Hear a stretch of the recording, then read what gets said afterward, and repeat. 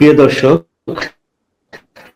কাছে কিংবা দূরে, দেশে কিংবা বিদেশে, যে যেখান থেকে দেখছেন এবং পরবর্তীতে দেখবেন, আমাদেরকে সকলকে স্বাগত জানাচ্ছি হেরিটেজ হারবার সামগ্রিকভাবে বাংলাদেশের শিল্প প্রতিষ্ঠানসমূহের সাকসেসফুল ডেভেলপমেন্টের বর্তমান চিত্র লাইভ প্রোগ্রাম আয়োজনে।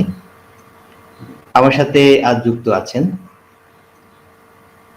এমন একজন অতিথি যিনি তার কেরিয়ারের প্রায় 32টি বছর পার করেছেন বিভিন্ন মাল্টিন্যাশনাল এবং দেশীয় সুনামধন্য শিল্প প্রতিষ্ঠান সমূহে এইচআর এবং অর্গানাইজেশন ডেভেলপমেন্ট ডিপার্টমেন্টের একজন প্রফেশনাল,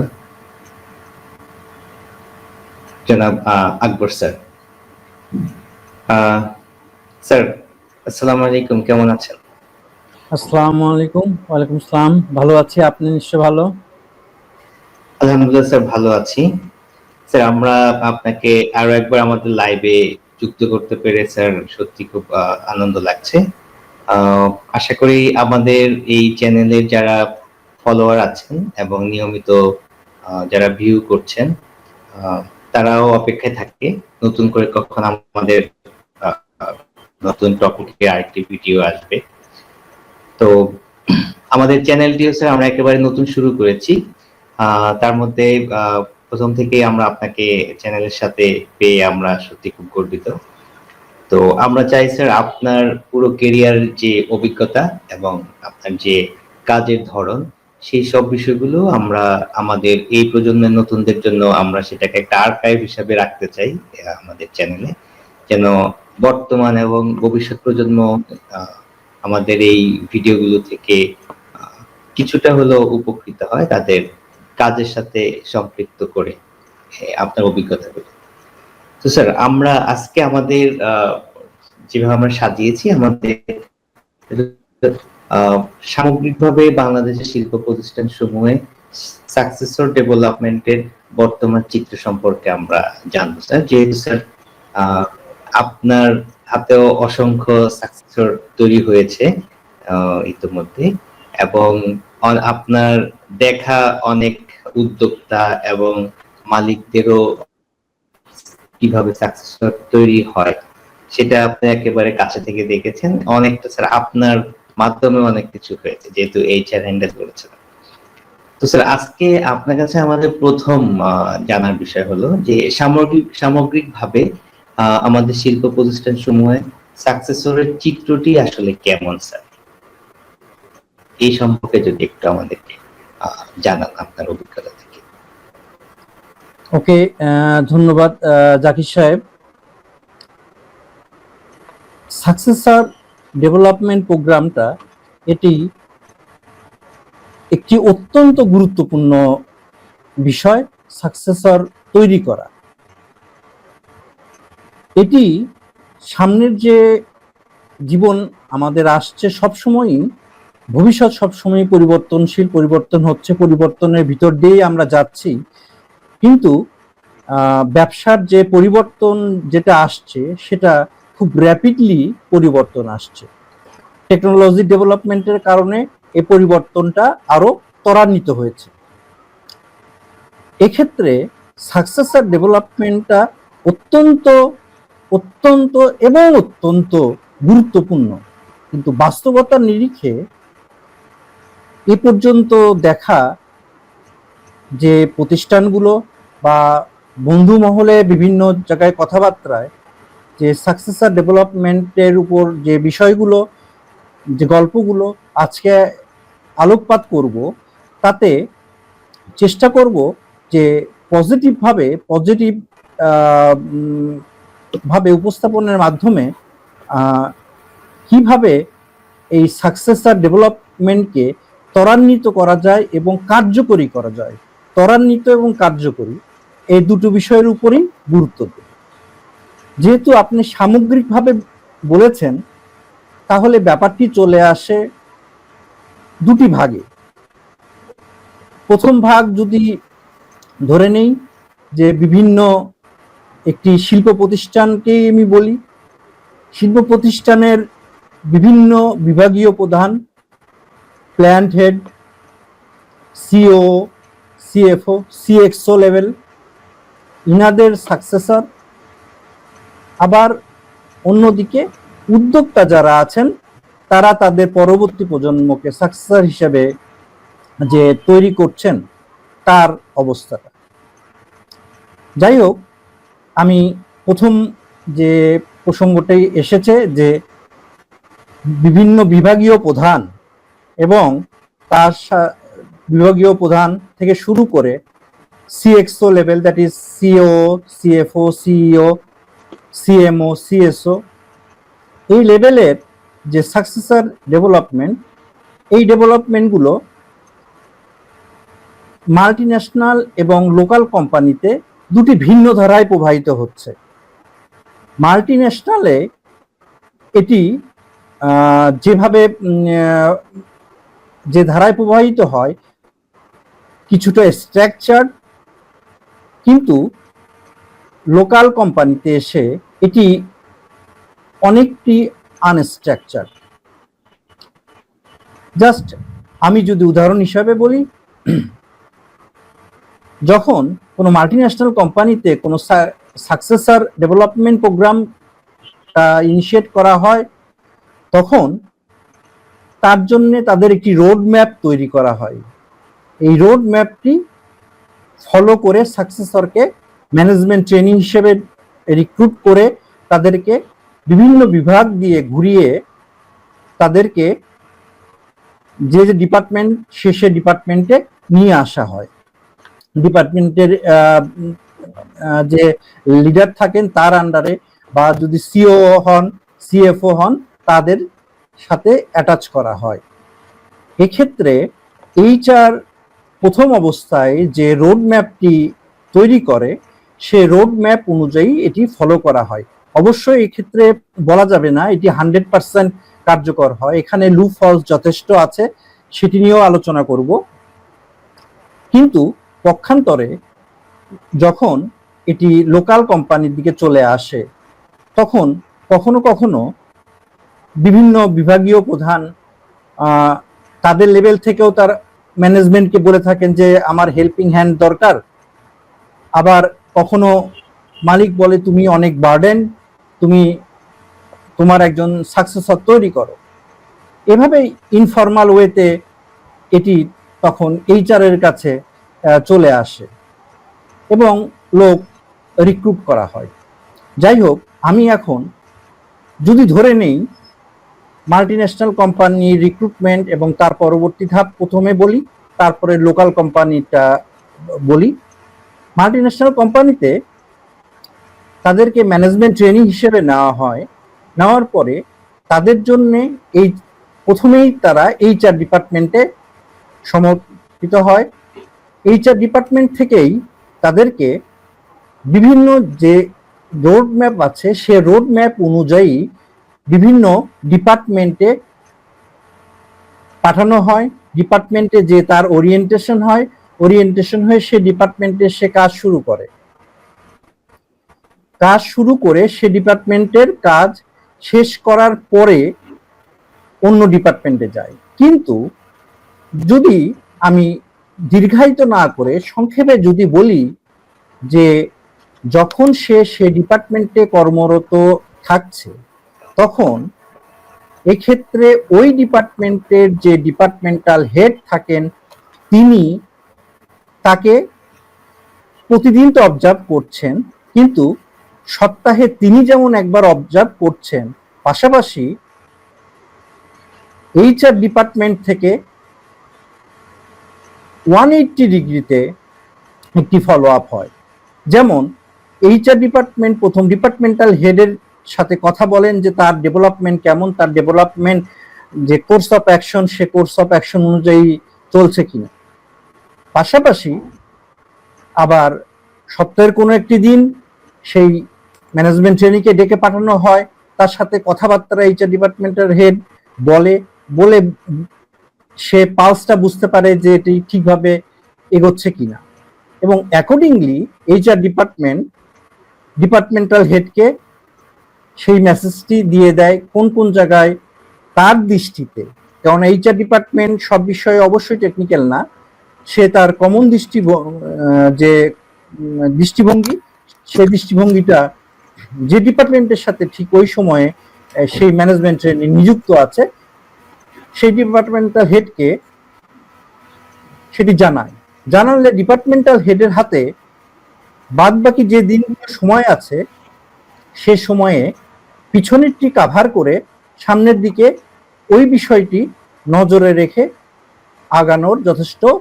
সময় তিনি পান এবং তার পরবর্তীতে এই ডিপার্টমেন্টটা যখন শেষ হওয়ার আগেই পরবর্তী ডিপার্টমেন্টে যে যাবে এই ছেলেটি, তার জন্য HR department side by side parallelly অন্য ডিপার্টমেন্টে কার সাথে ট্যাগ থাকবে, কে কাজ শেখাবে, কি কাজ শেখাবে, তারপরের কার সাথে ট্যাগ থাকবে, কিভাবে ফলো আপ হবে, সেই জিনিসগুলোরও একটি কার্যক্রম তারা প্যারালাল চালিয়ে সেই ডিপার্টমেন্টকে প্রস্তুত করে রাখে।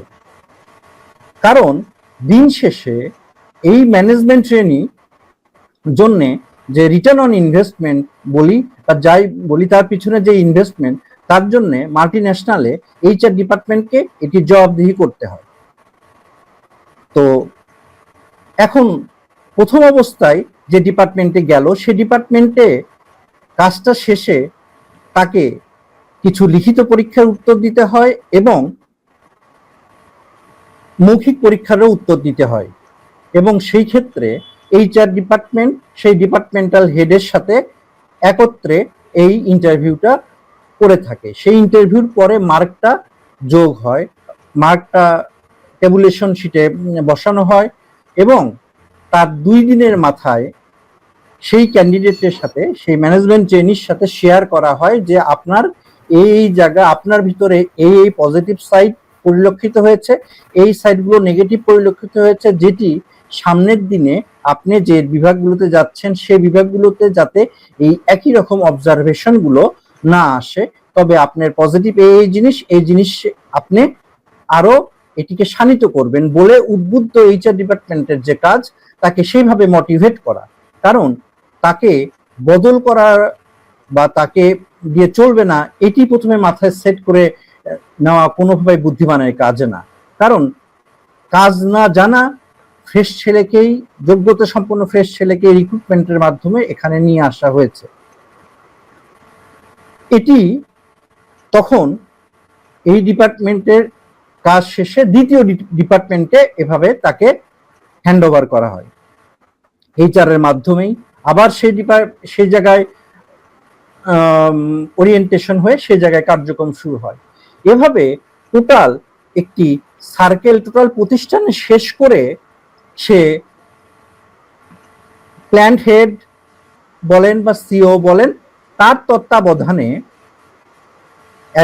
কোনো ক্ষেত্রে অ্যাসিস্ট্যান্ট ম্যানেজার হিসেবেই সরাসরি মাল্টিন্যাশনাল কোম্পানিগুলোতে অ্যাসিস্ট্যান্ট ম্যানেজার হিসেবে পদমর্যাদাভুক্ত হয়ে তার সাথে কাজ শুরু করে এবং তার সাথে বিভিন্ন মিটিং, তার শিডিউলিং, তার বিভিন্ন প্রজেক্ট, তার কাছে যে রিপোর্টগুলো আসে সেই রিপোর্টগুলো, তার করণীয় এবং সামনের দিনগুলোতে সে কি করবে এবং মিটিংগুলোতে তার সাথে প্রেজেন্ট থাকা, শুধু প্রেজেন্ট থাকা না, মিটিংগুলোর মিনিটসগুলোও সে কোনো ক্ষেত্রে লেখে এবং সে যেসব প্রোগ্রেসিভ মাইন্ডেড ডিপার্টমেন্টাল হেড থাকেন বা সিও লেভেলে যারা থাকেন, তাদেরকে এই সময়ে বিভিন্ন তাদের স্পেশাল কোনো মিশন থাকে বা স্পেশাল কোনো রানিং যে প্রজেক্টগুলো থাকে, বিভিন্ন জায়গায় বিভিন্ন থাকতে পারে, সেগুলোর ফলো আপের পিছনে নিয়োজিত করেন, যাতে সেগুলোর যে লুফলস যে জায়গাগুলো আছে সেই জায়গাগুলো যাতে সে আইডেন্টিফাই করে একটি সিজন প্রফেশনাল হিসেবে গড়ে উঠতে পারে। এভাবে তাদেরকে গড়ে তোলা হয়। এর পরবর্তী পর্যায়ে এভাবেই চলতে থাকে এবং এভাবে তার বিভিন্ন ছোট ছোট আকারে বিভিন্ন মিশন দেওয়া হয় এবং পরবর্তীতে এই মিশন এভাবে যখন চলতে থাকে, আস্তে আস্তে সে প্রমোশনও পায়, পেতে পেতে হয়তো ম্যানেজার, তারপরে সিনিয়র ম্যানেজার এভাবে হয়। কিন্তু সবসময় তার সাথে একটি বা দুটি প্রজেক্টগুলো দেওয়া থাকে। সে প্রজেক্টগুলোকে এস্টাবলিশ করা, প্রজেক্টগুলো সোয়াট অ্যানালাইসিস করা, প্রজেক্টগুলোর ফিজিবিলিটি অ্যানালাইসিস করা, প্রজেক্টগুলোর লুফলস কোন জায়গায় কোন সমস্যা হচ্ছে, সেটার জন্য কি সমাধান, সেই সমাধান সহ সে সিও লেভেলের কাছে প্রয়োজনে আসছে। সমাধানগুলো তার বাস্তবতার যে জ্ঞান, সে জ্ঞানটা সে বুঝে নিয়ে কোনো কোনো ক্ষেত্রে সিও নিজে তাকে নিয়ে যে তার প্রতিনিধি হিসেবে সেই ডিপার্টমেন্টগুলোতে, সেই প্রজেক্টগুলোতে ইনভলভ করে দিয়ে আসছে, যাতে তার ভ্যালুটা সেখানে থাকে। এতে তার একজন এমপ্লয়ি হিসেবেও তার এখানে সাস্টেন করার পসিবিলিটিটা অনেক বেড়ে যায়। কারণ সে দেখতে পারে একদিক থেকে সে যখন ডেভেলপ করেছে, যে যে ডিপার্টমেন্ট, সে ডিপার্টমেন্টের হেডের সম্পৃক্ততা অত্যন্ত ছিল। পাশাপাশি এখন সে ডিপার্টমেন্টের হেডগুলোর কাছ থেকেও সাহায্য সহযোগিতা যেমন পাচ্ছে, এইচআর ডিপার্টমেন্ট এবং একটি রেগুলার ফ্রিকোয়েন্সিতে তার সাথে বসছে, কারণ তাদের সে কমেন্টগুলো তার বিভিন্ন বিষয়ে গ্রেডিং গুলো জমা দিতে হচ্ছে। এবং একইভাবে সিও বলেন, সিএফও বলেন, সিএক্সও লেভেলের যারা, তারাও তাদেরকে প্রতিনিয়ত সাথে রাখছেন। আর এই টপ লেভেল সবার সাথে থাকাতে প্রতিষ্ঠানের প্রতিও ইতিমধ্যে তার একটি বন্ডিং তৈরি হয়, যে বন্ডিংটা অত্যন্ত গুরুত্বপূর্ণ। তা না হলে সাকসেসর যাকে তৈরি করছেন, সে সাকসেসর আপনার এখানে তৈরি হয়ে ফলটা অন্য প্রতিষ্ঠানে চলে যেয়ে সে প্রতিষ্ঠানে দিতে পারে। সেটি যাতে না হয়, এই জন্যে যে ডিপার্টমেন্টাল হেড বা সিএক্সও লেভেল তার এবং এইচআর ডিপার্টমেন্টের নার্সিং এবং কন্টিনিউ ফলো আপে সে যাতে ইনগেজ থাকে। এটি একটি মাল্টিন্যাশনাল কোম্পানিতে এভাবে করা হয়। এক্ষেত্রে কিছুটা এদিক সেদিক থাকতেই পারে, কিছুটা লুফস থাকতেই পারে। এখন আলোচনার এই পর্বের দ্বিতীয় ভাগে খ পোর্শনে যদি আমি যাই, লোকাল কোম্পানিগুলোতে দেখা যাচ্ছে যে ডিপার্টমেন্টাল হেডরা নিজেরা নিজেদের যে সময়, যে টাইম ম্যানেজমেন্ট, সে টাইম ম্যানেজমেন্টে তারা এত বেশি অকুপাইড। সাধারণত ডিপার্টমেন্টাল হেড বা যারা লিডার, তাদের 30% টাইম তাদের ফ্রি রাখতে হয় ইনোভেশনের জন্য এবং সাকসেসর ডেভেলপমেন্টের জন্য, ডিপার্টমেন্টগুলোর মোটিভেশনের উপর কাজ করার জন্য। কিন্তু তারা বিভিন্ন কারণে এতটাই ইনগেজড হয়ে পড়েন যে এই সাকসেসরদের পিছনে সময় দেওয়ার মতো সময়টাও তাদের হয়ে ওঠে না। এক্ষেত্রে আবার প্রথম থেকে যদি আসি, যে লোকাল কোম্পানিতে ম্যানেজমেন্ট ট্রেনি রিক্রুট হলে খুব কম প্রতিষ্ঠানেই একটি ভালো রোড ম্যাপ তৈরি হয়। যে রোড ম্যাপটা তৈরি হয়, সে রোড ম্যাপ অনুযায়ীও যে ডিপার্টমেন্টে যাওয়ার কথা, সে ডিপার্টমেন্ট হেড হয়তো টাইম দিতে পারছে না বলে 2 দিন পিছিয়ে গেল, কোনো ক্ষেত্রে 5 দিন পিছিয়ে গেল, তখন এই ম্যানেজমেন্ট ট্রেনিটা সে এদিক সেদিক কিছুটা অভিভাবকহীনতায় ভোগে, এদিক সেদিক ঘোরাফেরা করে। এই ঘটনাটা প্রায়শই ঘটে। এবং এক্ষেত্রে যখন ডিপার্টমেন্টের সে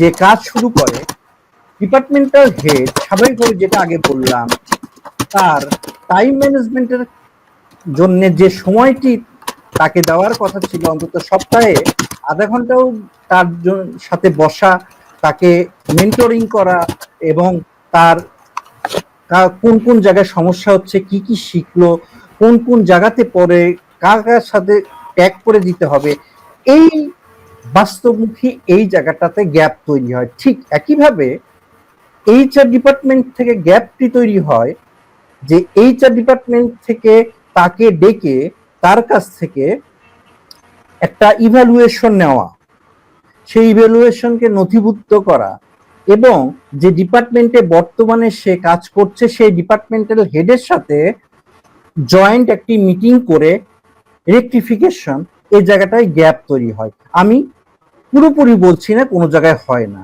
বাট অধিকাংশ ক্ষেত্রে এই জায়গাগুলো তো গ্যাপ তৈরি হয়।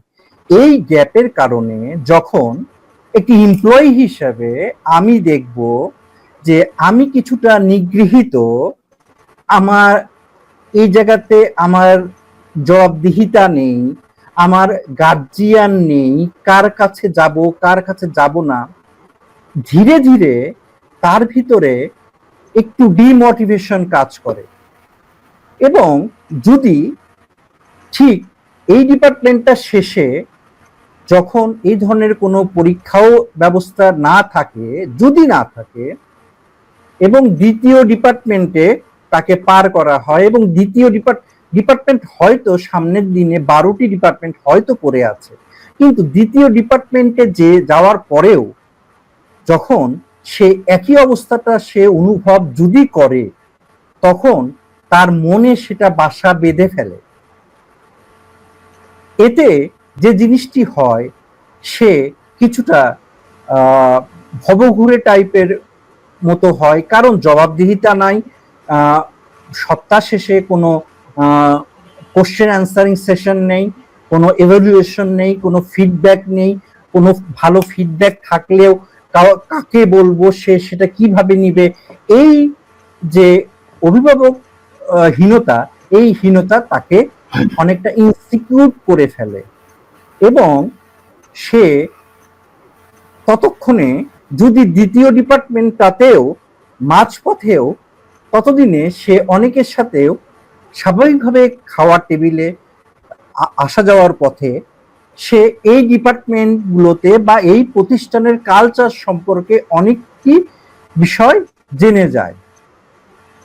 জেনে যে যদি কোনো নেগেটিভ কথাটা স্বাভাবিকভাবে যদি চলেও আসে, তখন তার এই অবস্থাটার ভিতরে সেই নেগেটিভ যে ফিডব্যাকটি সে মাস লেভেল পিপলের কাছ থেকে পায়, তখন সে বিপদগামী হয়ে যেতে পারে, সে তখন অন্যদিকে যেতে পারে।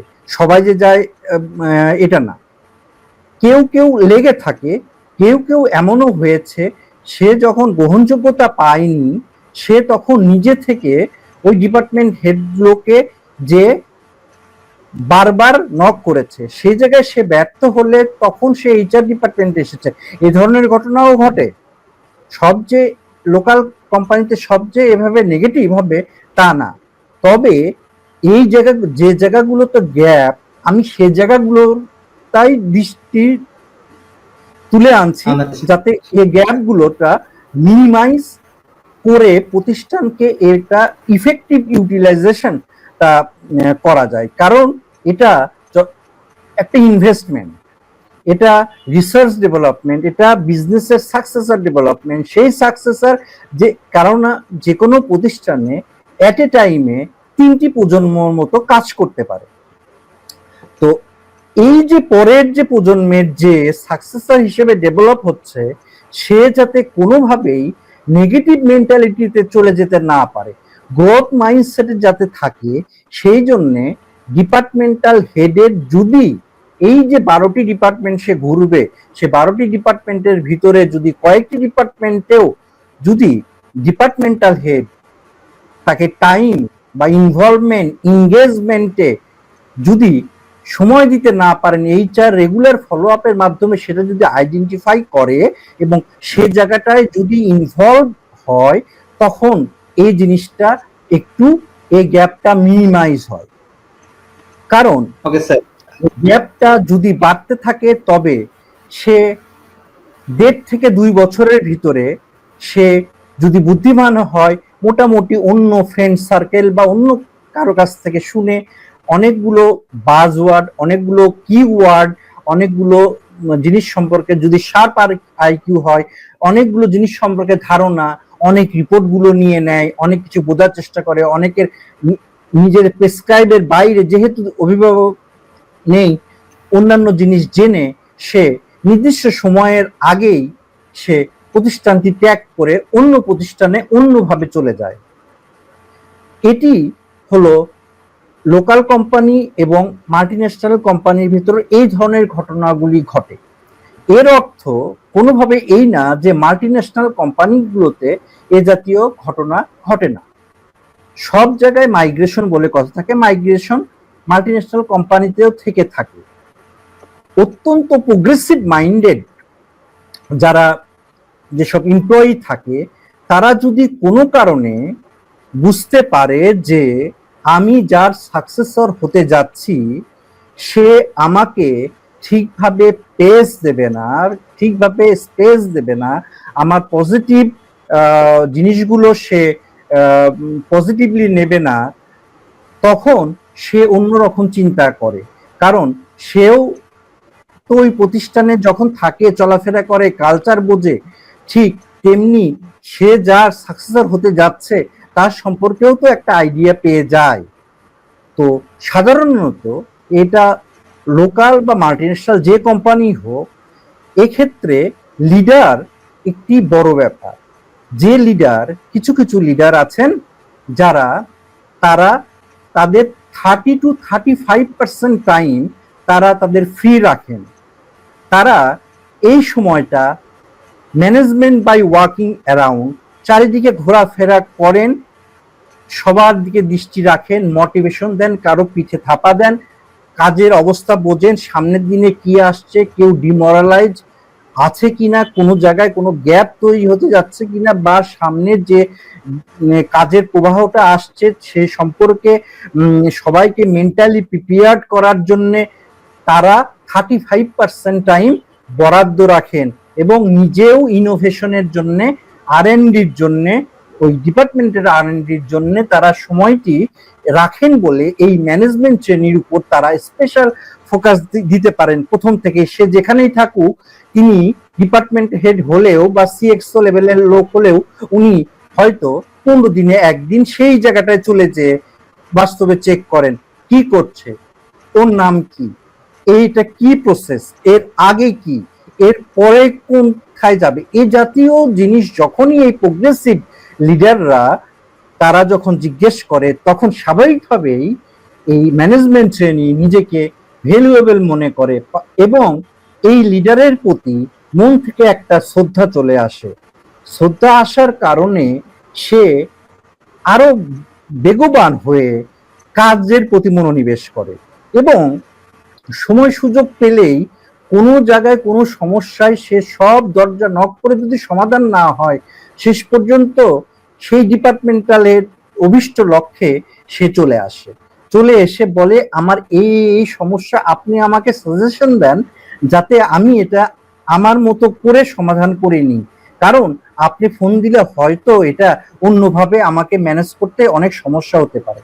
সুতরাং যারা ট্যালেন্ট তারা এইভাবে সমস্যাটা, এই তাদের প্রজ্ঞাটা থেকে নিয়ে তারা নিজেরাই সমাধানের দিকে এগিয়ে যায়।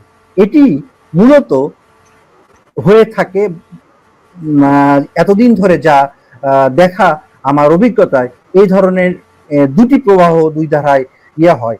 সেক্ষেত্রে আমার যে বিষয়টা বক্তব্য, এক্ষেত্রে প্রোগ্রেসিভ গ্রোথ মাইন্ডসেটের লিডারদের আন্ডারে যে সব ম্যানেজমেন্ট ট্রেনিং প্রোগ্রামটা পরিচালিত হয়, তার সাকসেস রেটটা অন্যদের তুলনায় অবশ্যই ভালো আসে।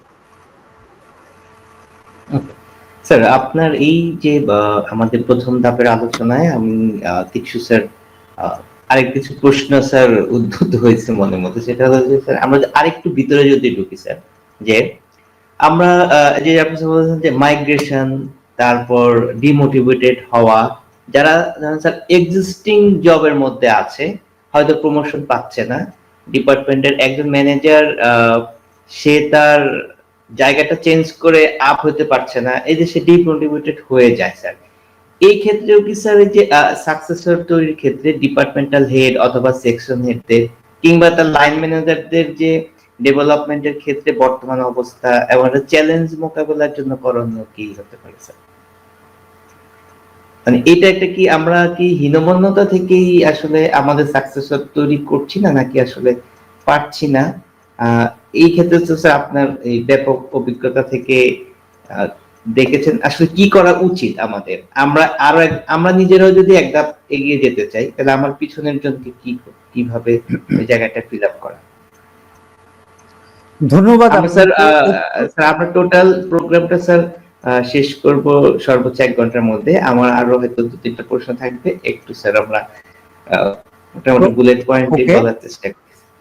ওকে, ধন্যবাদ আপনাকে। অত্যন্ত মূল্যবান একটি কথা আপনি প্রশ্ন করেছেন, যেটা আমি একটু আগে কথা শেষ করার শেষে যে কথাটি বলেছি, গ্রোথ মাইন্ডসেট এবং প্রোগ্রেসিভ লিডারের আন্ডারে যারা কাজ করে, এখন যে কোনো প্রতিষ্ঠানে, সেটি মাল্টিন্যাশনাল হোক বা লোকাল হোক, আমরা কম বেশি সবাই মানুষ। সব লিডার, 12টা ডিপার্টমেন্ট বা 17টা ডিপার্টমেন্ট থাকুক, সব লিডার যে গ্রোথ মাইন্ডসেটের লিডার হবে এটি না। অ্যাকচুয়ালি একজন ডেভেলপ করবে কিনা সেটি কয়েকটি বিষয়ের উপর নির্ভর করে। এক, সেই ব্যক্তি তার নিজের ডেভেলপমেন্ট, তার নিজের ক্যারিয়ারের প্রতি সে ফোকাসড কিনা। দ্বিতীয়ত, তার বস বা তার লিডার চাচ্ছে কি না তাকে ডেভেলপ করতে। তৃতীয়ত, এই প্রোগ্রাম চলাকালীন মাঝপথে কোনো ভুল ব্যাখ্যায় যারা এই প্রোগ্রামটি লঞ্চ করেছে, প্রোগ্রামটি চালু করেছে, তারা কোনোভাবে হতাশ হয়ে প্রোগ্রামটি থেকে দৃষ্টিটা সরিয়ে নিল কিনা। এই 3টি বিষয়ের উপরে এটি নির্ভরশীল। এখন আমি আপনার পয়েন্টে ফিরে আসি। যদি কোনো departmental head progressive minded, growth mindset না থাকে, তাহলে তার আন্ডারে যে সাকসেসরটা ডেভেলপ হচ্ছে সে বুঝতেই পেরে যায় কিছুদিনের মধ্যে। কারণ ততদিনে সে প্রতিষ্ঠানের কালচার, সবার সাথে মেলামেশাতে সে সামনের দিনে যদি কোনো ভবিষ্যৎ দেখতে না পারে, তবে সেক্ষেত্রে সে অন্যদিকে চলে যাওয়ার সম্ভাবনা থেকে যায় অলমোস্ট এক্ষেত্রে 80%। এখন এক্ষেত্রে বিবেচ্য বিষয়, প্রতিষ্ঠানের যে উদ্যোক্তা, সে উদ্যোক্তা তিনি যে ডিপার্টমেন্টাল হেড বা যার সাকসেসর তৈরি করছেন, সেক্ষেত্রে দুটি জিনিস। একটি জিনিস যে উদ্যোক্তা দেখছেন এই ডিপার্টমেন্টাল হেড একটু ব্যাকডেটেড, এক্ষেত্রে উনি মাসে না হলেও 3 মাসে একবার এই সাকসেসরকে যদি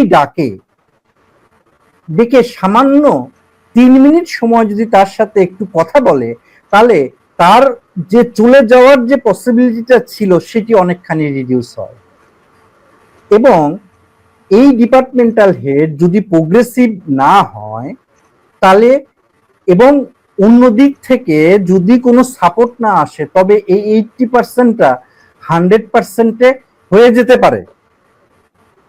কিন্তু এই যে ছেলেটি ডেভেলপ করছে, তার ভিতরে যদি প্রতিভা থাকে এবং তার ভিতরে যদি চেজিং থাকে, তার ভিতরে গ্রোথ মাইন্ডসেট থাকে, সে যদি স্পুলিংয়ের মতো সামনের দিকে এগিয়ে যেতে চায়, কিন্তু সামনের পথটি এই জায়গায় বন্ধ দেখলে, যদি এই প্রতিষ্ঠানে অন্য কোনো ডিপার্টমেন্টেও তার সে যদি সে কন্ট্রিবিউট করতে পারবে, অলরেডি এই প্রতিষ্ঠানে সেট হয়ে আছে সে, কিন্তু এখানে সে প্রোগ্রেস করতে পারবে না, কিন্তু অন্য একটি ডিপার্টমেন্টে এরকম একটি জায়গা আছে বা তৈরি হয়েছে, এই অবস্থাটায়, এবং সেটি সম্ভবত 1 থেকে 1.5 মাস একটু নিজেকে বেশি পরিশ্রম করে সেই জায়গাতে অ্যাডাপ্ট করতে পারবে, সে যদি সেরকম স্কোপ দেখে, তখন লোকাল কোম্পানিতে, তখন সে বিনয়ের সাথে, সে যদি বুদ্ধিমান হয়, বিনয়ের সাথে তার প্যাশনের জায়গা, এক্ষেত্রে প্যাশন একটা বড় জিনিস। সে যে ডিপার্টমেন্টের জন্য, ফিনান্স ডিপার্টমেন্টের জন্য হয়তো কাউকে নিয়োগ করা হয়েছে, কিন্তু তার প্যাশনের জায়গা হয়তো তৈরি হয়ে বসে থাকলো, MIS। তো সে জায়গায় যদি সে বিনয়ের সাথে কোন জায়গাতে কিভাবে সে পারসুয়েশন করে সে দিকে ধাবিত হতে পারবে, যদি সে সুযোগটা কাজে লাগাতে পারে, তবে সে এই প্রতিষ্ঠানেই রয়ে যায় এবং সেক্ষেত্রে এই প্রতিষ্ঠানটা তার ফলও পায়, কারণ অন্যভাবে ডেভেলপ হলো এবং এই অন্য একটি জায়গায়ও সেট হলো এই প্রতিষ্ঠানে। সুতরাং এই প্রতিষ্ঠানটা তার নখদর্পণে থাকলো এবং এই জায়গায় সে অন্য বাইর থেকে লোক এসে ক্যাপচার করার আগে সে তাড়াতাড়ি ক্যাপচার করতে পারে, কারণ প্রতিষ্ঠানটি তার মোটামুটি নখদর্পণে ততদিনে চলে আসে। কথা সেই একই জায়গায় এসে দাঁড়ায় যে ডিপার্টমেন্টাল হেড প্রোগ্রেসিভ মাইন্ডেড হতে হবে সাকসেশন প্ল্যানিং প্রোগ্রামটাকে ইফেক্টিভ করতে হলে। যদি ডিপার্টমেন্টাল হেড প্রোগ্রেসিভ না হয় এবং সে বারবার তাকে বিভিন্ন প্রপোজাল, সে 100টি প্রপোজাল দিলে 100টি প্রপোজাল তো অবশ্যই গ্রহণযোগ্য নাও হতে পারে, কিন্তু আমি 100টি প্রপোজাল দিলে তার ভিতরে যদি 5টির ফিডব্যাক, ওকে এই 5টি হবে না, এ 2টি হবে, তবে 1 মাস পর থেকে তুমি এই কাজ করবে, এইটুকু ফিডব্যাকও যদি যে কোনো একজন মানুষ হিসেবে না পায়, একজন এমপ্লয়ি যদি না পায়, আর সে যদি একটু ফরওয়ার্ড হয়, সে যদি একটু গ্রোথ মাইন্ডসেটের হয়, তবে সে সেখানে সাস্টেন করবে না। কারণ 100টা আইডিয়া দিলে যে 100টা আইডিয়াই বাস্তবসম্মত হবে তা না, কিন্তু 2টা তো তার ভিতর থেকে সে যখন দেখবে যে ডিপার্টমেন্ট হেড ডাইরেক্ট কিছু বলছে না, কিন্তু ডিপার্টমেন্টাল হেড অন্য অন্য ব্যক্তিকে এই জাতীয় কাজগুলো দিয়ে রেখেছে, এই জাতীয় কাজগুলো হচ্ছে, তখন ডাইরেক্ট না হলেও ইনডাইরেক্ট তার মনে একটি মোটিভেশন কাজ করবে, যেটি তাকে আরো কিছুদিন সাস্টেন করাবে। কিন্তু একবারে 100তে 100ই যদি কোনো ফিডব্যাক, যদি কোনো ট্রেডিশনাল লিডারের কাছ থেকে সে পায়, তবে এটি নিশ্চিত যে সে অন্য কোনো, এই প্রতিষ্ঠানে অন্য কোনো জায়গায় সুযোগ না পেলে সে এই প্রতিষ্ঠান ত্যাগ করতে দ্বিধাবোধ করবে না, কারণ দিন শেষে তার নিজের ক্যারিয়ার এবং নিজের গ্রোথ, তার গ্রোথের রাস্তা তাকে তৈরি করে নিতে হবে। কারণ এই যে ওপেন মার্কেট, এই ওপেন মার্কেটে নিজেকে এস্টাবলিশ করতে হবে, কারণ বছর পর বছর সে প্রতিষ্ঠানে দিয়ে সে যদি বোঝে যে 7 বছর পরে যে আমি স্ট্যাক হয়ে যাব, তবে সে 3 বছরের মাথায় কোনো ডিসিশন নিয়ে নিতেও পারে। Okay sir. স্যার আমরা আসলে অনেক দূর আলোচনা করে ফেলেছি। আমরা এই টপিকটা নিয়ে স্যার আমরা একটা করতে পারি কিনা, আপনি যদি আমাদেরকে পরামর্শ দেন যে এটা একটা চিত্র সহ আমরা পরবর্তীতে আর একটা প্রেজেন্টেশন করলাম যে কিভাবে আসলে প্ল্যানটা করতে হয়। যেটা আপনি স্যার দ্বিতীয় ধাপের প্রশ্নটা করেছি যে স্যার যে আমরা আসলে অনেক সময় যে থ্রেট মনে করি আমার সাকসেস তৈরি করতে, এটা তো এই জায়গাগুলোতে স্যার কিভাবে আসলে যে এটাকে পজিটিভ ইতিবাচক হিসাবে নেওয়ার বিষয়টা, এক্ষেত্রে যদি স্যার একটু সংক্ষেপে বলতেন। ফার্স্ট অফ অল, প্রতিষ্ঠানে আপনাকে আবারও ধন্যবাদ অনেক মূল্যবান একটি পয়েন্ট রেজ করার জন্য। দেখুন, একটি প্রতিষ্ঠানে নিচে থেকে এমপ্লয়ি উপরে ডেভেলপ হতে হবে, ঠিক তেমনি বাইর থেকে যদি নিউ পটেনশিয়াল বিজনেসে না আসে, তাহলে প্রতিষ্ঠানটা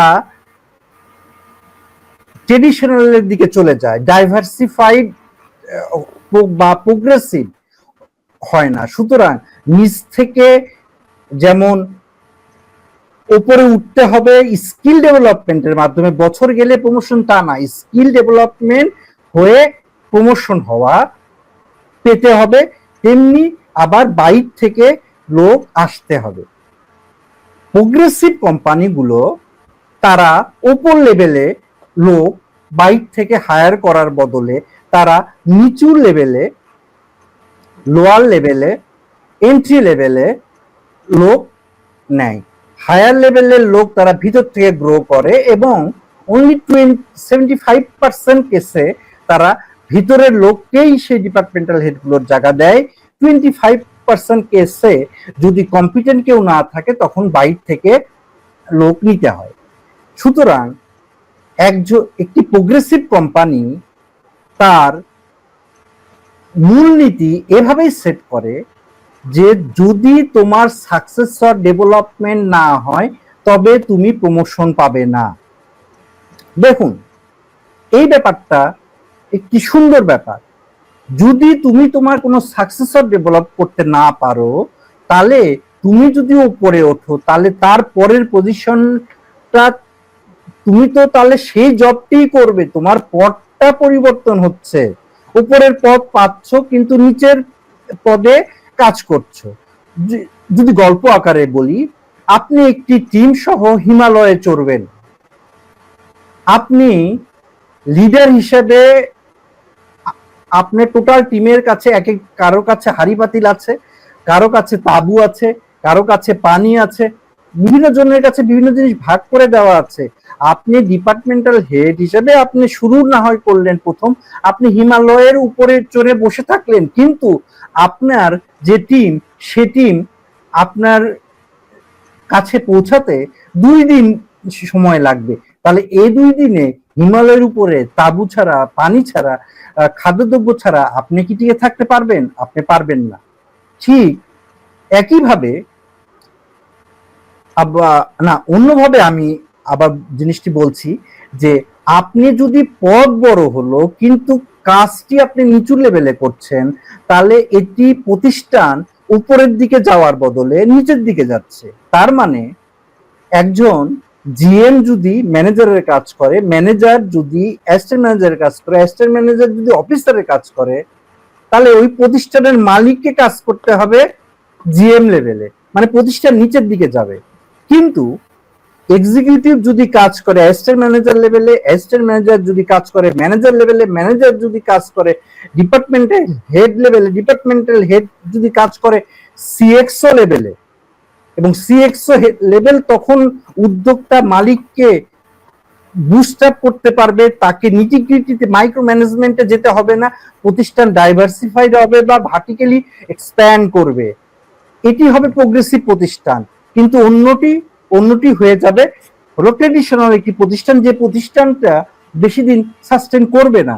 ঠিক আগের কথাটাই ফিরে আসছি যে যদি সেই ডিপার্টমেন্টাল হেড শুধুমাত্র প্রমোশন পেয়ে গেলেন, কিন্তু তাদের পলিসিতে এটা নেই যে সাকসেসর ডেভেলপমেন্ট ছাড়া তার প্রমোশন হবে না, এটি যদি তাদের প্রমোশন পলিসির অঙ্গ না হয়, তাহলে কালের বিবর্তনে বেশি সময় লাগবে না, মাত্র 5 থেকে 7 বছরে দেখা যাবে অনেকগুলো মানুষের মাথা আছে কিন্তু ইফেক্টিভনেস বা কার্যকারিতা নাই, বা ডিপার্টমেন্টগুলোর আউটপুটটা পাবেন না, কারণ মাথা ভারী প্রতিষ্ঠান তখন হয়ে থাকবে। কারণ বছর শেষে আমার পেটের তাগিদে আমার বেতনটাও তো আমার একটু বৃদ্ধি করতে হবে। আমি বেতন বৃদ্ধি না হলে, ঠিক বৃদ্ধি না হলে আমি মন মরা হব, আমার দ্বারা অন্য অনেকে মোটিভেট হতে পারে। সুতরাং প্রোগ্রেসিভ অবস্থাটা অবশ্যই কাম্য, কারণ কোনোভাবেই আপনি উপর লেভেলের থেকে নিচু লেভেলের কাজ, আপনি হয়ে গেলেন ডিপার্টমেন্টাল হেড কিন্তু করছেন ডাটা এন্ট্রির কাজ সারাদিন শেষ, তাহলে আপনি কি কাজ করছেন? আপনি জিএম কিন্তু শিপমেন্টের সময় আপনাকে স্টোরে যে যদি লোডারদের সাথে মালটি ঠিক জায়গার মতো রাখতে দাঁড়িয়ে থাকতে হয়, তাহলে আপনার সেই স্টোর ম্যানেজারের কি দরকার আপনি বলুন। ঠিক একই ব্যাপারটি এক্ষেত্রেও প্রযোজ্য। যদি আপনি উপরে উঠে যে নিজেরই কাজ করছেন, তাহলে তো এখানে সাকসেসর অনেক পরে থাকছে। ধন্যবাদ আপনার এই প্রশ্নটি করার জন্য, যার পরিপ্রেক্ষিতে এই উত্তরটি আমি দিলাম যে অবশ্যই প্রমোশনের প্রি রিকুইজিট হওয়া উচিত যে তোমাকে অবশ্যই তোমার সাকসেসর ডেভেলপ করতে হবে, সাকসেসর ডেভেলপমেন্ট ছাড়া প্রমোশন হবে না। ধন্যবাদ স্যার। ধন্যবাদ। স্যার আমরা প্রথমেই যেটা উল্লেখ করেছি স্যার, আমরা একটা হলো যে ডিপার্টমেন্টাল হেড কিংবা এমপ্লয়ীদের যেটা হলো সাকসেসর, আরেকটা স্যার আমরা এখন সর্বশেষ যেটা আপনার কাছ থেকে স্যার করবো যে উদ্যোক্তা বা মালিকদের সাকসেসর ডেভেলপমেন্টের চিত্র, যে বর্তমানে কেমন আমাদের শিল্প প্রতিষ্ঠান সমূহে এর প্রতিষ্ঠানের আঙ্গিকে একটি ধারণা যদি স্যার শেয়ার করতেন। আপনাকে আবারও ধন্যবাদ। খুব পোটেনশিয়াল প্রশ্নগুলো আপনি পয়েন্ট আউট করছেন, এজন্য স্পেশাল থ্যাঙ্কস। আমার এই দীর্ঘ কর্মজীবনে নিজের দেখা, পাশাপাশি ফ্রেন্ড সার্কেল, অন্যান্য জায়গার যারা এইচআর ডিপার্টমেন্টে আছে তাদের কাছ থেকে যে ফোরামগুলোতে গল্প শোনা, তার আলোকে আমি আপনার এই প্রশ্নের উত্তরটা দিচ্ছি কতগুলো ছোট ছোট গল্প আকারে। সে গল্প থেকেই ফুটে উঠবে যে আমাদের পরবর্তী যারা আমাদের উদ্যোক্তার সাকসেসর, যারা আমাদের অ্যাকচুয়াল বোর্ড অফ ডিরেক্টরে পদে বসবেন, যাদের আন্ডারে আমাদের সিএক্সও লেভেলরা কাজ করবে, তাদের ডেভেলপমেন্টটা কেমন হচ্ছে। এই ক্ষেত্রেও, কারণ সকল উদ্যোক্তা মানুষ, কিন্তু সকল মানুষই উদ্যোক্তা না। হ্যাঁ স্যার। তাই মানুষ হিসেবে উদ্যোক্তার ভিতরেও প্রোগ্রেসিভ মাইন্ডেড থাকতে পারে, ট্রেডিশনাল মাইন্ডেড থাকতে পারে। এটি হলো প্রথম কথা, যে progressive entrepreneur and traditional entrepreneur. এখন আমি ছোট ছোট কয়েকটা গল্প বলছি, যে গল্প থেকেই উদাহরণটা চলে আসবে। একটি প্রতিষ্ঠানের মালিক, সে প্রোগ্রেসিভ মাইন্ডেড। তার আর তার সন্তানের, যে সন্তান পরবর্তীতে ছেলে এবং মেয়ে, তারা 2 বছরের ছোট বড়, তারা এসে বিজনেসে হাল ধরবে বলে তাদের মাইন্ডসেটটা সেভাবেই তৈরি করা হয়েছে। কিন্তু বয়সের গ্যাপ অনেক হওয়াতে তারা প্রতিষ্ঠানে যখন আসলো, প্রতিষ্ঠানে আসার পরপরই তাদেরকে প্রথম অবস্থায় দিয়ে দেওয়া হলো ডিরেক্টর হিসেবে। এখন এই ক্ষেত্রে তারা ডিরেক্টর হিসেবে নিঃসন্দেহে সামগ্রিক কারণ বর্তমানেও যে সময়ে আমরা এখন AI, artificial intelligence, virtual reality, augmented reality, change management, এগুলো নিয়ে কথা বলছি, সে সময়ে এই ভাই বোন যারা বোর্ড অফ ডিরেক্টরে আসীন হচ্ছে ডাইরেক্ট ডিরেক্টর হিসেবে, তারা মাস পিপলের মাইন্ডসেটটা না বুঝে তারা ডিরেক্টরের জায়গাটায় আসীন হচ্ছে। কারণ বাবা প্রোগ্রেসিভ মাইন্ডেড বলে তাদেরকে এই জায়গাটায় নিয়ে এসেছে, এবং বাবা মনে করছেন যে সন্তানদেরকে তিনি সেগুলো ফিড দিবেন। কিন্তু অনেক বিষয় আছে যেগুলো পাশাপাশি থেকে শিখতে হয়, শুধু গল্প শুনে হয় না। এটি একটি চিত্র। আরেকটি চিত্র, একজন ট্রেডিশনাল মাইন্ডসেটের একজন ভদ্রলোক, তার ছেলে, তার মেয়েরা, একটি ছেলে, তার বাদ বাকি 3টি মেয়ে, কিন্তু তারা কেউ এই লাইনে আসবে না, তারা বিদেশে সেটেল। উনি উনার ছেলেকে নিয়ে এই প্রতিষ্ঠানে বসাবেন। পাশাপাশি তার বিভিন্ন ডিপার্টমেন্টাল হেড, কিছু আস্থাভাজন লোক তো থাকেই আছে। উনি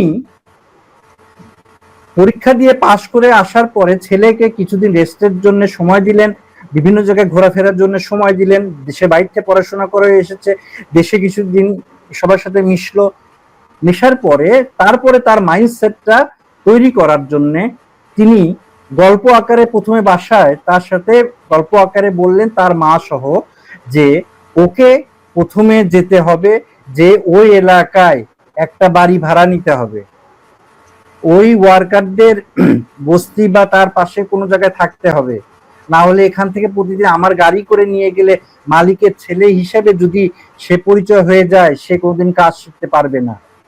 সে ছেলে সেরকম একটি জায়গায় বাড়ি ভাড়া নেয়, নিয়ে সেই প্রতিষ্ঠানের ম্যানুফ্যাকচারিং ইউনিট ছিল, সেই ম্যানুফ্যাকচারিং ইউনিটের প্রথম যে প্রসেস, সে প্রসেসে তার পরিচয় ছাড়া শুধুমাত্র এইচআর ডিপার্টমেন্ট এবং সেই প্ল্যান্ট হেড ছাড়া অন্য কেউ জানতো না যে এটা মালিকের ছেলে। সে সেখানে প্রথম যে প্রসেসের যে প্রথম ধাপ, সেখানে সে জব করে একবারে নিট। সেখানে ওয়ার্কাররা যে ড্রেস পরে সেই ড্রেস পরে সে করে, ওয়ার্কাররা যেখানে ভাত খায় সে জায়গায় তাকে ভাত খেতে হয়। বাবার রুম বলে কোনো কোনো কথা নেই, কারণ বাসাই তার ব্রেনস্টর্মিং এবং তার মাকেও সেভাবে বোঝানো হয়েছে। সপ্তাহ শেষে যখন বাসায় ফেরে ছেলে, তখন মাটা খাওয়ার টেবিলে বাবা সহকারে বাবাকে অনেক খোঁটা দেয়, কিন্তু ছেলেটি প্রথম প্রথম কিছুটা অবুঝের মতো থাকলেও পরবর্তীতে সে জিনিসটি বুঝতে পারে যে এটি হলো রাইট ওয়ে। এবং আশ্চর্যজনক হলো সত্য যে এই ছেলেটি যার কথা আমি বলছি, 7 বছর পরে, যে সময়কার কথা বলছি তার 7 বছর পরে এ ছেলেটি ওই প্রতিষ্ঠানের ডিএমডি হিসেবে অত্যন্ত সুচারুরূপে দায়িত্ব পালন করে। এবং বাবা সে সময়টাতে তখন অফিসে আসা অলমোস্ট কমিয়ে দিয়েছেন, কিন্তু অন্য ডিপার্টমেন্টের সাথে ছেলের গ্যাপ খুব কম, কারণ সে সব ডিপার্টমেন্ট ঘুরে, তারপরে কর্পোরেট অফিসে এসে সব ডিপার্টমেন্ট ঘুরে তারপরে সে এই পদে আসে, যার জন্য সে ওয়ার্কারের পালসটা বুঝতে পারে। এখন সাথে সাথে যেহেতু সে মডার্ন পড়াশোনায় সে পড়াশোনা করেছে, সুতরাং তার জন্যে কোন জায়গায় কোন চেঞ্জটা কিভাবে কার পরে কি করে নিয়ে আসতে হবে, কখন কোনটা কোন জায়গায় দিতে হবে, এইচআর ডিপার্টমেন্ট, প্ল্যান্ট হেড, কখনো ফিন্যান্স, কখনো এমআইএস, কখনো ম্যানুফ্যাকচারিং, কাকে, কখনো সাপ্লাই চেইন, কাকে কোন জায়গাটা ইংগেজ করাতে হবে, ইংগেজমেন্টের যে ফলটায় যে সাইনার্জিক ইফেক্টটা সে ছেলেটি অত্যন্ত ভালোভাবে গ্রাস্প করতে পারে। ভুল ত্রুটি হয় না তা না, অবশ্যই মানুষ মাত্র ভুল ত্রুটি হবেই, কিন্তু তার পারফেকশন বা তার সাকসেস রেট অলমোস্ট 85%, যেটা খুবই আশাব্যঞ্জক। এবং বাবা সেখানে মাঝে মাঝে আসতেন, সপ্তাহে একবার বা 15 দিনে একবার, দুবার আসতেন। রাতে বাসায় ডাইনিং টেবিলে তাদের কথাবার্তা শেষ হতো, আর বাবা যদি কোনো সময় প্রয়োজন মনে করতো তখন ফোন করে ওই ডিপার্টমেন্টাল হেড বা কারোর সাথে একটু কথা বলে নিতেন, তাহলে ছেলের কাজটি হয়ে যেত। দুই গল্পটি কিন্তু দুই রকমের।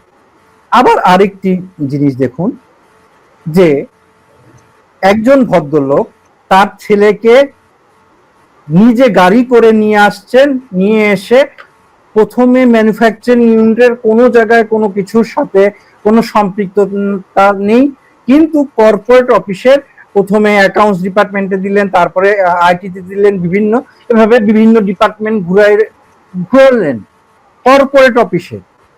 এবং সে বাবার সাথে আসতেছে, বাবার সাথে রুমে যাচ্ছে, বাবার রুমে সারাক্ষণ যাচ্ছে এবং বাবার সাথে খানা খাচ্ছে, আবার ডিপার্টমেন্টে ফিরে যাচ্ছে। এক্ষেত্রে এই প্রথাটি যদি 4 রকম প্রতিষ্ঠান হয়, 4 রকম ইফেক্ট আসবে।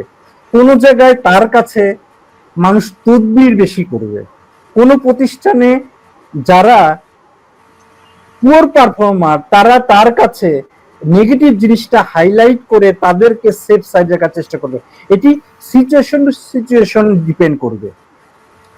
তবে আশাব্যঞ্জক ব্যাপার এই যে সময়টা আমরা এখন পার করছি, যে ট্রানজিশন টাইমটা আমরা পার করছি আমরা বর্তমান বিশ্বে, এই সময়ে অনেক নতুন প্রজন্ম, সেকেন্ড জেনারেশন, তারা মোটামুটি ব্যবসার হাল ধরে ফেলেছেন। এই ক্ষেত্রে ধরতে যেও যাত্রাপথটা তাদের কিন্তু খুব স্মুথ ছিল না। হয়তো কারো বাবা কিছু ট্রেডিশনাল ছিলেন, সেক্ষেত্রে বাবা ছেলেকে অনেকে ফাইট করতে হয়েছে, তবুও কোনো সময় পিছনে এসেছেন, কিছুদিন ওয়েট করেছেন, তারপরে আবার সামনে গেছেন, এভাবে এই জিনিসটি এগোচ্ছে। কিন্তু সামগ্রিকভাবে, যেহেতু আপনার প্রথম প্রশ্নটি ছিল সামগ্রিকভাবে, যে সামগ্রিকভাবে, সে জায়গায় আমরা এমপ্লয়ি লেভেলে সিএক্সও বা ডিপার্টমেন্টাল হেড লেভেলে কথা বলেছি।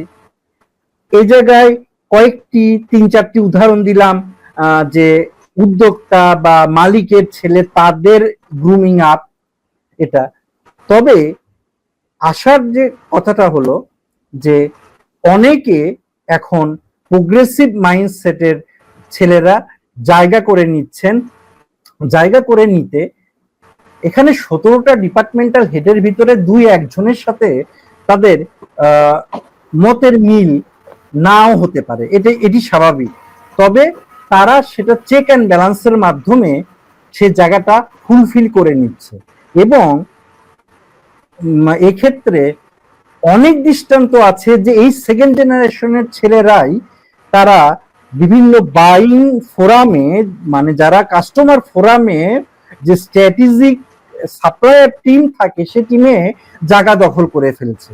এটিও অত্যন্ত আশাব্যঞ্জক ব্যাপার। এরকম বাংলাদেশে অনেক লোক, মাল্টিন্যাশনাল কোম্পানির কথা নাই বলি, লোকাল কোম্পানিতে এই জিনিসগুলো হয়েছে। কথা প্রসঙ্গে এ জায়গায় আপনার দ্বিতীয় যে প্রশ্নটি ছিল, সে প্রশ্নের একটি বিষয় আমি বলতে ভুলে গেছি। কিছু কিছু মাল্টিন্যাশনাল কোম্পানি আছে এমন, যে কোম্পানি ডিপার্টমেন্টাল হেডকে বলে দেওয়া হয় যে তোমার ইয়ারলি লিভ এতদিন ইয়ারলি লিভ তোমাকে কাটাতে হবে। এই ইয়ারলি লিভ যদি তুমি না কাটাতে পারো, তাহলে তুমি you are not right leader. আর এই সময়ে যদি তোমার কাছে ফোন যায়, then you are not right leader. সুতরাং অ্যানুয়াল লিভ, যারা লিডাররা, তাদের অ্যানুয়াল লিভ কাটাতে হবে, তার সেকেন্ড ম্যানদের এই শোটাকে রান করতে হবে, তবেই স্পেস পাবে, তবেই তারা বিভিন্ন মিটিং এ কথা বলতে পারবে, বিভিন্ন প্রেজেন্টেশনে উত্তর দিতে পারবে। মিটিং গুলোতে যদি তাদেরকে প্রেজেন্ট করা না হয়, তাহলে এই সামগ্রিকভাবে এই এমপ্লয়ি লেভেলের সাকসেসর এবং এন্টারপ্রেনার লেভেলের সাকসেসর এনগেজমেন্টটা যদি না হয়, এনগেজমেন্ট এই জায়গায় সবচেয়ে বড় ব্যাপার, ইফেক্টিভ এনগেজমেন্ট। আর যে কথাটি আপনি বলেছিলেন যে অবশ্যই সামনে এই যে ব্যাপারটা নিয়ে অনেক আলোচনার বিষয় আছে, কারণ একটি রোড ম্যাপ, এভিনিউ ম্যাপ, যে কোন এভিনিউ কোন রোড ম্যাপে তারা এখানে চ্যানেলাইজড হবে, এটি অত্যন্ত গুরুত্বপূর্ণ। কারণ প্রথম থেকে যদি চ্যানেল বা রোড ম্যাপ বা অ্যাকশন প্ল্যান বা স্ট্র্যাটেজি যদি ঠিক না থাকে, তাহলে কোনো কিছুই প্ল্যান মাফিক চলবে না। একটি সূত্র আছে, যে সূত্র লাস্টে হলো অ্যাকশন প্ল্যান। যদি অ্যাকশন প্ল্যান ঠিক না থাকে, that is a false start. সুতরাং এন্টারপ্রেনার হিসাবে তার কমিটমেন্ট থাকতে হবে, ডিপার্টমেন্টাল হেডের কমিটমেন্ট থাকতে হবে, এবং যে ক্যান্ডিডেট, সে ক্যান্ডিডেটেরও গ্রোথ মাইন্ডসেট থাকতে হবে। তবেই এই সাকসেসর ডেভেলপমেন্ট প্রোগ্রামটা সফল হবে। ধন্যবাদ আপনাকে। ওকে স্যার, ধন্যবাদ স্যার। আমরা একটা লম্বা সময় ধরে আলোচনা করেছি, প্রায় আমরা 1 ঘন্টার কাছাকাছি। 1 ঘন্টায় শেষ করার আমি টার্গেট নিয়েছি, ইনশাআল্লাহ কাছাকাছি চলে এসেছি। তো স্যার, আপনাকে ধন্যবাদ, একটা লম্বা সময় ধরে আলোচনা করেছেন। আমরা এখান থেকে দর্শকরা, আপনাকেও ধন্যবাদ এই সময়টি দেওয়ার জন্য, এবং মূল্যবান, স্পেশালি অত্যন্ত মূল্যবান জায়গাগুলোতে মূল্যবান প্রশ্নগুলো করার জন্য আপনাকে special thanks. Okay sir. Sir, আমাদের আরো প্রশ্ন আছে, এবং আমরা আগামী দিনগুলোতে স্যার আমরা সরাসরি দর্শকদেরকেও সম্পৃক্ত করার চেষ্টা করব, যে তারা সরাসরি কোনো প্রশ্ন থাকলে করতে পারবেন, আমরা ফোন কলের মাধ্যমে অথবা কমেন্টসের মাধ্যমে। তো প্রিয় দর্শক, আজকে আমাদের আলোচনা থেকে আমরা যেটা আসলে